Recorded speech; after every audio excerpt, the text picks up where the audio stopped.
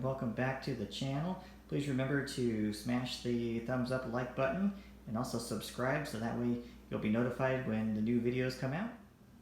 Hey guys, welcome back. So on this episode we're going to be installing a rear rotor guard.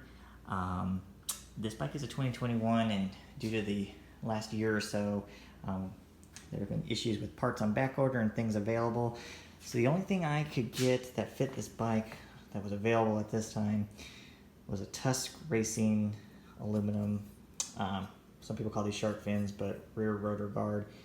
Not a fan of the orange because it doesn't really match the KTM orange on this. I didn't really notice that until I got it. So I don't know if the camera's gonna pick this up, but like the KTM orange is more, you know, like a bright, brilliant orange, where this is more of like a reddish color. So it's like a, I don't know, like a deeper red, I guess you would say almost. I don't know, but it's definitely, it doesn't really match the orange on the bike. I'm debating on removing the orange anodized.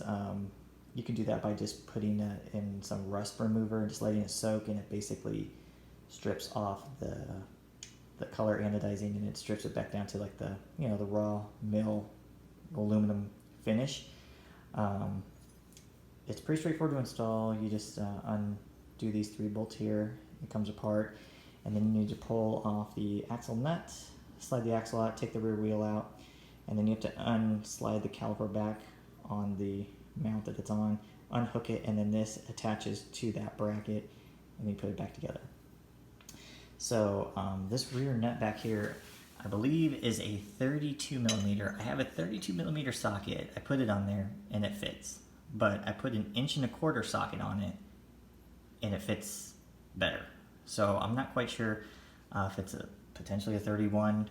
I don't know.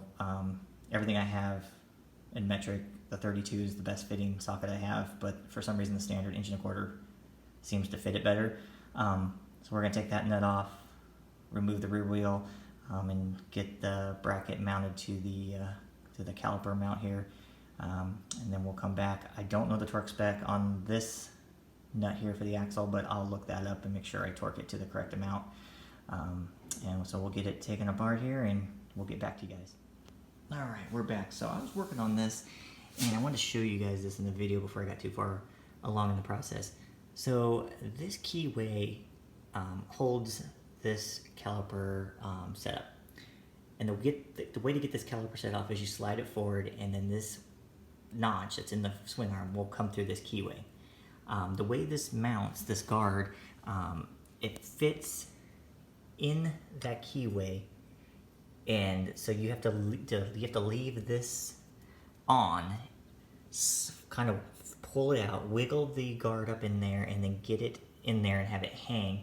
And then once it's in there, you'll go and put this bracket on here like so, and then put the screws in. So I first mounted it up with this off the swing arm.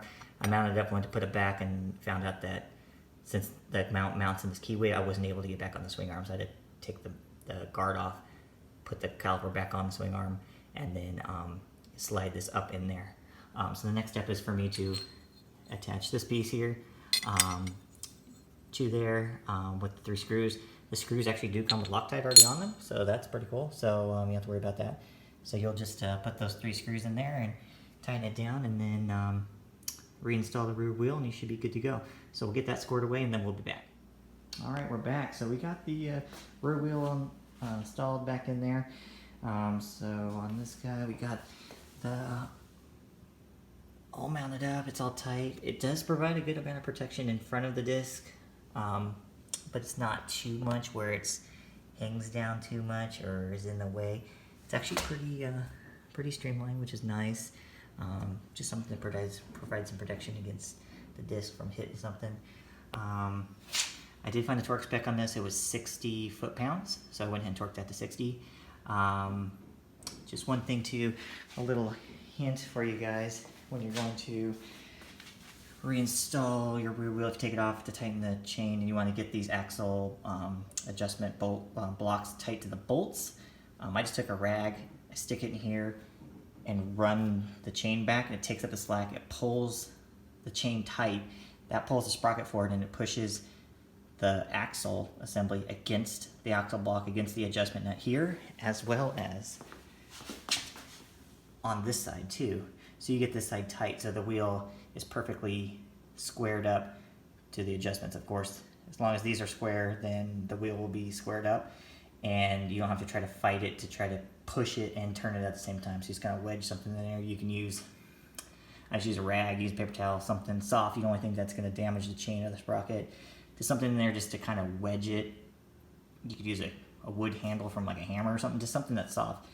Just something in there to take up that slack, to put tension on, to push it up against these. And then that you can also use that technique also when you're trying to get the both axle blocks evenly spaced. You can try to use these little indentations here and these hash marks. I usually just use a pair of calipers, and I'll just pick a point and measure from here to here. And once I get that side where I want it, I'll remember that adjustment and then come over here and adjust that to get it close.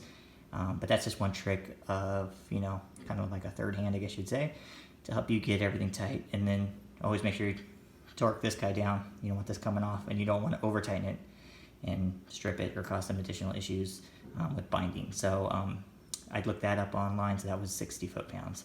So that pretty much wraps up the install of this rotor guard here. If you guys have any questions, feel free to leave them down in the comments. Thanks so much.